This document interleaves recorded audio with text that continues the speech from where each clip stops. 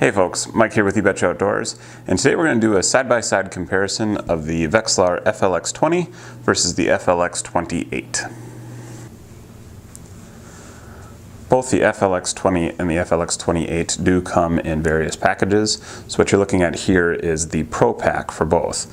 The 20 sells for $549 and the 28 goes for $649. So what we're going to start with here is kind of the big three reasons why you would make the jump to the 28, and then we'll hit a few more differences between the two units. So the first big difference is the fact that the 28 has the ability to auto depth select. So simply by turning your knob to the auto setting and placing your transducer in the water, it will automatically set the depth range to maximize your screen resolution. Now this is a great feature because on those really cold days, you're only having to turn the one knob and it allows you to stay pretty efficient on the water. The FLX-20 has still the manual settings like we're used to in all the other Vexilar units. The second big difference between the 28 and the 20 is the fact that you can now obtain a 5-color display. When your unit comes out of the box, it will actually be set to a 4-color display, and you're able to see it here in the demo mode. What you have now, instead of red being the strongest return signal, it is now white. And so what this is going to allow you to do is when you are fishing on a school of fish, you're going to be able to effectively target the more active or aggressive fish in the school. You'll see here as the fish moves towards the bait that the signal will change from red to white, indicating that it is more active and closer to that directly below the transducer. This allows you to be a lot more efficient with your time on the ice. So the third difference in the big three has to do with the depth ranges that are available in the 20 versus the 28. So on the 20, it does go in 10-foot intervals in terms of the depth ranges, but in the 28, if you're utilizing that auto range feature, you actually have some 5-foot depth range opportunities. So let's say you're going to be fishing 11 feet of water. On the 20, you'd have to set your depth range to 20 feet, but on the 28, it'll set the depth range to 15. This again allows you to maximize the screen, which is going to improve your target separation. So that feature is really impressive on the 28. Now those 5-foot counts only happen up to 30 feet. After 30 feet, it does switch over to 10-foot depth ranges as well. So it's really fine-tuning for those depths less than 30 feet of water, which is where a lot of fishermen spend a lot of their time. So now let's get into a few of the other smaller differences that exist between the two units. One of the differences between the 28 and the 20 is how you can access a low power zoom mode. In order to do it on the 28, you actually have to start the unit in low power. And that's done by turning the mode knob to LP, pressing and holding the gain knob on its lowest setting, and then turning it on.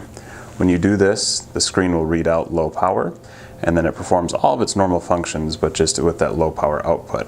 So now you can switch over to your bottom 6-foot or bottom 12-foot zoom, and then having it perform in low power.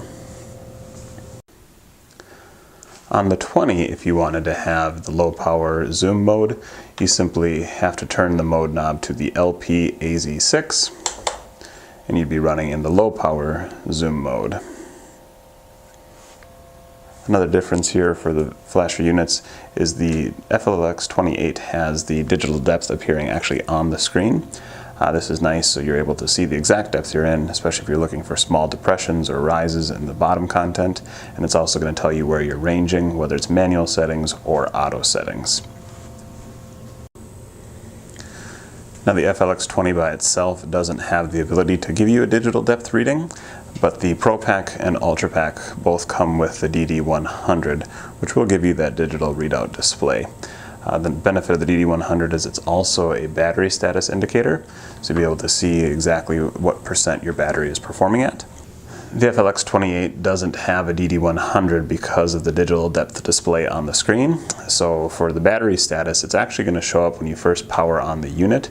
It's going to give you a battery measurement in terms of volts. And there is a comparison chart available in the manual, but at 12.7 volts or higher, it's going to be viewed as 100%. And then once it reaches 12 volts, you're going to be at about 50% battery life. Both units will still give you around that 20-hour runtime, so it's not a real big concern, but it's definitely something you want to be watching if you're using it all weekend. Both the FLX-20 and the FLX-28 offer a color select option. In the FLX-20, you're going to see 3 different color palettes. Here you see the traditional 3-color, green being your weakest, yellow being medium, and red being your strongest. By pressing the gain knob, you will shift to having only red and yellow. And by pressing it a second time, you'll have just red. This allows you to potentially filter out some of those bait fish signals or weed signals that might appear on your Vexilar screen. The color select on the FLX-28, when it comes out of the box, it will be set to palette number 3, which is going to be that 4-color display, adding white as the strongest return signal. When you press for this palette number 4, it's going to add in that 5th color, which is going to add blue, which is a weaker signal than your green. So now you have your 5 colors. When you go to palette number 5, it's going to actually be a color palette that's more conducive to those who have color blindness. So you're going to see a red, blue, and white. If you go to palette number 1, that's going to be your traditional 3-color, where you're going to have red, yellow, and green. And then palette number 2 drops that green, so you're looking at just the red and the yellow.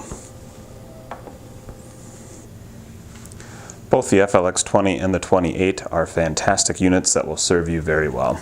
So what you need to decide is, based on the differences we've outlined for you in this video, is that $100 price difference made up for in those features. Those features aren't necessarily beneficial to every fisherman, so you got to decide what is it that you need for your situation. Hopefully we were able to answer your questions for you today. If there's anything that we missed or you need more information on, please let us know in the comments section below. If there's other comparisons you'd like to see, we'd be happy to do those for you as well. Again, we appreciate all your support, whether it be in the form of likes or subscribes, as we continue to bring you content this season. Good luck on the water, everyone.